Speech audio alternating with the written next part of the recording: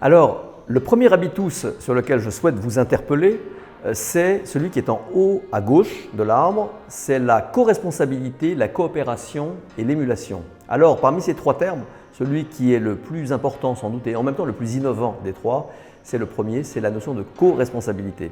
Alors, ça veut dire quoi la co-responsabilité? Eh bien, ça veut dire avoir conscience des conséquences de ses actes sur les autres. Ça, c'est quelque chose de très nouveau. Nous sommes dans un monde qui est habité par une culture très individualiste, une culture du chacun pour soi, où on est dans une recherche permanente d'une sorte de performance individuelle. C'est moi contre les autres, c'est pas moi avec les autres. Et ça, évidemment, c'est quelque chose de nouveau, de se demander toujours, quand je fais quelque chose, quelles conséquences ça a sur les autres. Alors le premier exemple de la co-responsabilité que j'aimerais partager avec vous, c'est celle des ordures ménagères. Imaginez que vous soyez chez vous, vous buvez une canette de coca ou d'une autre boisson de votre choix, et puis négligemment, vous balancez la canette par la fenêtre. Est-ce que vous savez que la canette de coca, elle a toutes les chances d'être poussée par le vent, par la pluie, et de se retrouver dans les canalisations, ce qui va faire que le soir, quand vous rentrerez, vous ne pourrez pas vous doucher, vous ne pourrez pas faire la vaisselle, l'eau va s'agglutiner dans la rue, ça risque de provoquer éventuellement un afflux de moustiques qui peuvent provoquer le palu. Ça peut provoquer tout un tas de problèmes en chaîne comme cela, sans parler du fait que la mairie va devoir bloquer la rue, faire un trou pour réparer la canalisation, ce qui va prendre du temps, ce qui va coûter de l'argent. Bref, toute une série de problèmes liés au fait qu'au départ, vous n'avez pas eu un esprit de co-responsabilité, vous n'aviez pas conscience des conséquences de votre acte sur les autres.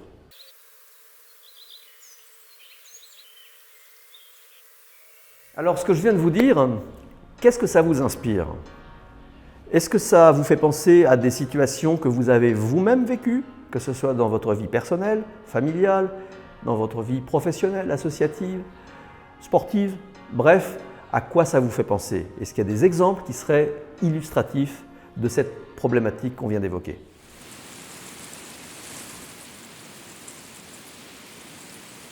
Alors, si je dois vous donner quelques illustrations qui illustrent, je crois, assez bien la question de la co-responsabilité, nous pouvons en trouver dans tous les champs de la vie en société. Pour ce qui est du vivre ensemble, qu'est-ce que vous dites des personnes qui, par exemple, laissent leur chien ou c'est en général un chien, dans la cour de leur maison, aboyer toute la nuit sans se préoccuper du fait que ça va gêner les voisins, ou qui font des soirées chez eux jusqu'à pas d'heure, sans se dire qu'éventuellement il y a des gens qui habitent à côté, qui ont des bébés et qui ont peut-être besoin de dormir. La notion de co-responsabilité, elle a un impact très important sur le vivre ensemble.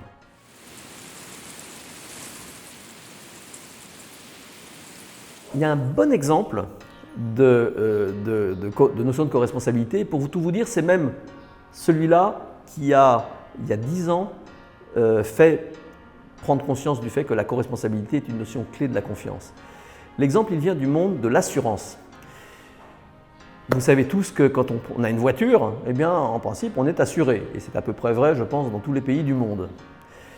Un assureur, un jour, m'a dit, mais Pierre, est-ce que vous savez que nous, les assureurs, on a un vrai problème avec la culture de co-responsabilité? Et je lui ai dit, mais qu'est-ce que vous voulez dire par là, c'est quoi? Il m'a dit, mais Pierre, vous avez une voiture? Alors, je lui ai dit, oui, j'ai une voiture. Il m'a dit, imaginez que vous sortiez le soir avec vos copains et copines, vous allez dans un resto ou un bar, vous buvez un petit peu trop, vous sortez du restaurant ou du bar, vous reprenez votre voiture. À quoi est-ce que vous allez penser, Pierre? Moi, j'ai réfléchi, je lui ai dit, écoutez, je vais penser au risque que je prends pour moi-même, en conduisant un peu ivre. Je risque d'avoir un accident, donc je mets ma santé en danger, je mets ma voiture en danger ou en risque d'être accidentée. Je pense aussi à la personne que je risque d'emboutir avec ma voiture et qui risque d'être blessée éventuellement, et puis sa voiture abîmée également. Et l'assureur m'a dit, mais Pierre, vous avez raison, mais est-ce que vous avez pensé aussi aux 500 000 personnes qui sont, comme vous, assurées chez un assureur et qui, du fait de votre négligence liée au fait que vous avez trop bu, vont payer l'année prochaine peut-être quelques centimes d'euros ou quelques CFA ou quelques dollars, peu importe la monnaie, de plus du fait de l'accident que vous aurez risqué de provoquer. Parce que, m'a-t-il expliqué, c'est la notion de ce qu'on appelle la mutualisation du risque. On est tous dans un même bain, co-responsables, et nos actes ont des conséquences sur les autres. Et là, en l'occurrence, chez les assureurs, ça se traduit en pépette. Le prix de l'assurance qu'on va payer l'année prochaine est fonction des risques que tous les assurés ont pris l'année d'avant.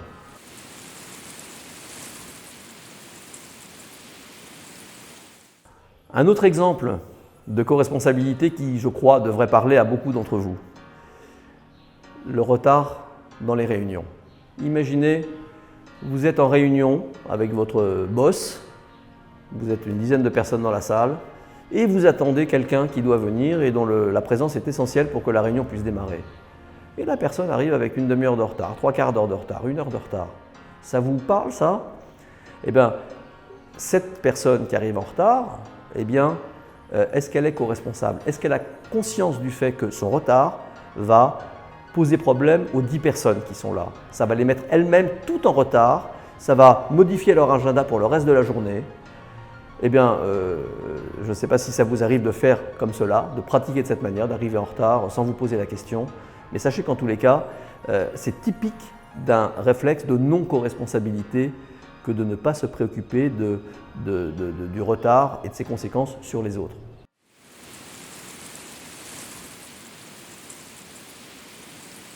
Il y a un cas de la co-responsabilité qui touche à la famille. Imaginez, vous en famille, imaginez quand vous étiez même enfant, papa, maman qui se disputent. Papa qui dit devant vous, son fils ou sa fille, « Ah, c'est encore la faute de ta maman, tel ou tel problème. » Et maman qui, elle, répond, « Ah, mais pas du tout, c'est la faute du papa. C'est toi qui est responsable de ci ou de ça. » Et bien là aussi, typiquement, on est dans un exemple de manque de co-responsabilité. En général, quand il y a un problème dans la vie, qu'il soit familial, professionnel ou autre, il est très rare qu'il y ait un seul responsable et que l'autre personne n'ait rien à voir dedans. Bien souvent, je ne veux pas faire une généralité non plus, bien sûr, mais bien souvent, il y a une part de co-responsabilité d'une manière ou d'une autre. Si l'on creuse dans les racines de la notion de co-responsabilité, eh bien, qu'est-ce qu'on y trouve?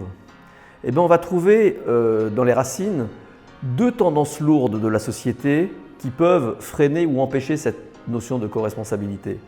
La première notion, c'est celle de déresponsabilisation et l'autre notion, c'est celle de responsabilité individuelle.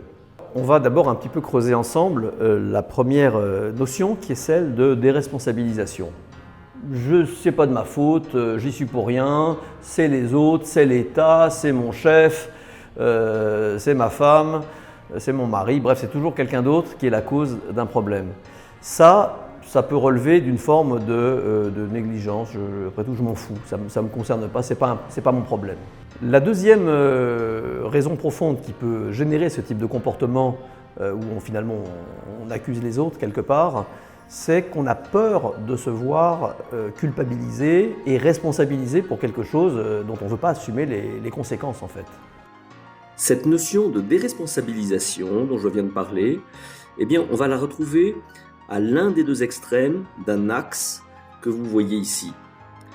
À l'autre extrême de ce même axe, on va retrouver la notion inverse de responsabilité individuelle.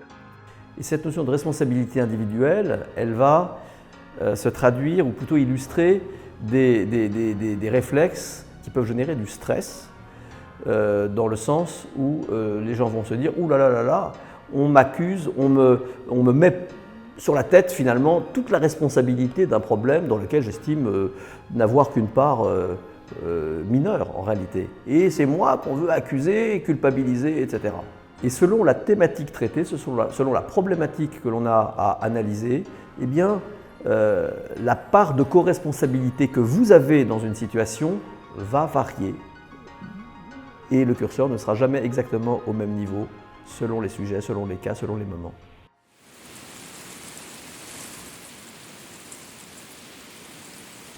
Alors, qu'est-ce qui peut faire, selon vous, que l'on ne soit pas véritablement co-responsables. Dans ce volet que je vous explique là, j'insiste, comme vous le voyez, beaucoup sur la co-responsabilité, davantage que sur les deux mots qui suivent, la coopération et l'émulation. Non pas qu'ils ne soient pas importants, ils le sont bien sûr beaucoup, sinon on ne les aurait pas mis dans l'arbre, mais on les comprend plutôt plus facilement. La coopération, c'est d'être capable de faire avec les autres, de travailler avec les autres. Et en l'occurrence, cette coopération ne peut véritablement se développer que s'il y a une notion de co-responsabilité, une culture de co-responsabilité. En tous les cas, ça aide beaucoup. De même, l'émulation, ça veut dire être capable d'entraîner les gens derrière soi, et c'est donc aussi une dimension collective qui est aussi favorisée par la notion de co-responsabilité.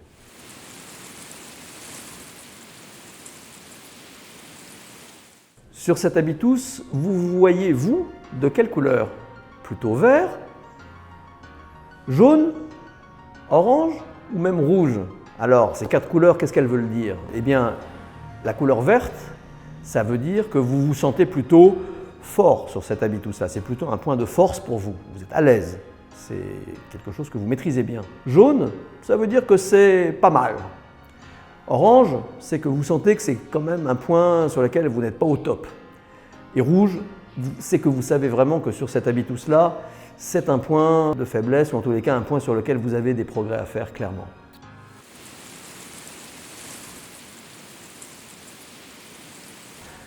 Alors, si vous souhaitez, chers amis, travailler et appliquer cette notion de co-responsabilité à vos enjeux, je vais vous poser deux questions. Je vais vous inviter à y réfléchir, seul ou à plusieurs.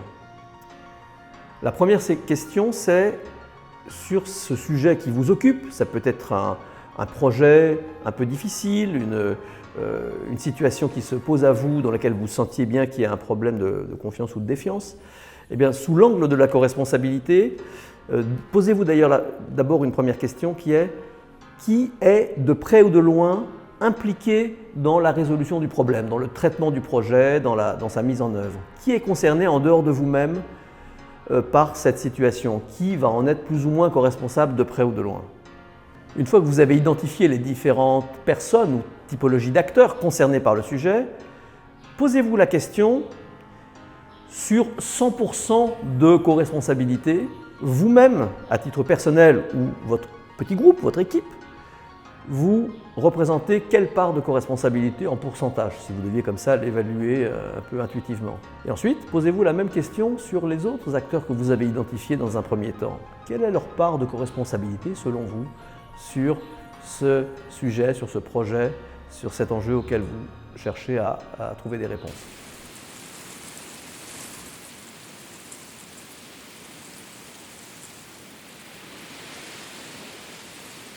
Est-ce que vous voulez contribuer par votre action à faire revenir au vert un arbre qui ne le serait pas?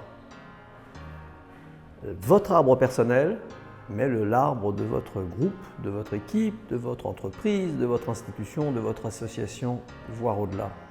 Si la réponse à cette question est oui, eh bien, je vous invite à répondre à ces trois questions que nous appelons, nous, les trois questions puissantes.